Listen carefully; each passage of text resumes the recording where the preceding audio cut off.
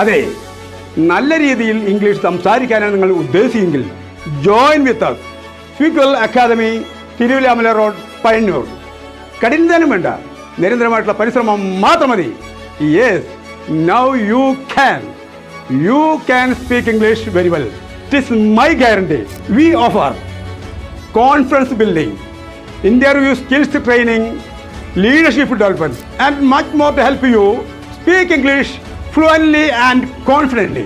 Our contact number 9497585692. Welcome to all. Bye.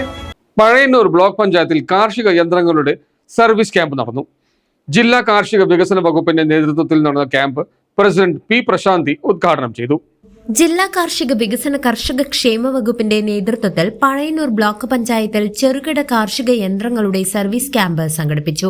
Block panchayat ഓഫീസിൽ നടന്ന ചടങ്ങ് പ്രസിഡന്റ് പി പ്രശാന്തി ഉദ്ഘാടനം ചെയ്തു. ബ്ലോക്ക് പഞ്ചായത്തിന്റെയും അതുപോലെ കൃഷി വകുപ്പിന്റെയും നേതൃത്വത്തിൽ നമ്മുടെ കർഷകർക്ക് ആവശ്യമുള്ള ഉപകരണങ്ങൾ സർവീസ് ചെയ്തു കൊടുക്കുന്ന ഒരു പ്രവർത്തനമാണ് ഇന്നിവിടെ നടന്നത്. വളരെ ഉപകാരപ്രദം തന്നെയാണ്. പല മെഷീനറീസും കാർഷിക മേഖലയുമായി ബന്ധപ്പെട്ടുകൊണ്ട് കർഷകർ സ്ഥിരമായിട്ട് ഉപയോഗിക്കുന്നതാണ്.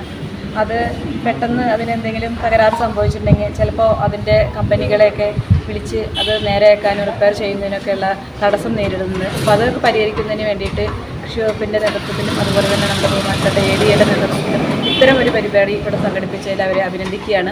അത് തീർച്ചയായും ഇത് കർഷകർക്ക് ഉപകാരപ്പെടും.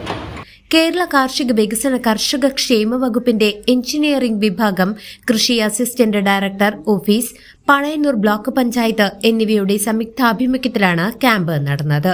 വൈസ് പ്രസിഡന്റ് KP അനിൽ അധ്യക്ഷത വഹിച്ച ചടങ്ങിൽ ബ്ലോക്ക് പഞ്ചായത്ത് അംഗങ്ങളായ KK Shailaja, PV Vinu, KM Azeez, KM Radhakrishnan, Smitha Sukumaran എന്നിവരും കൃഷി assistant director Vinesh Kumar, engineering വിഭാഗം ഉദ്യോഗസ്ഥർ എന്നിവരും പങ്കെടുത്തു.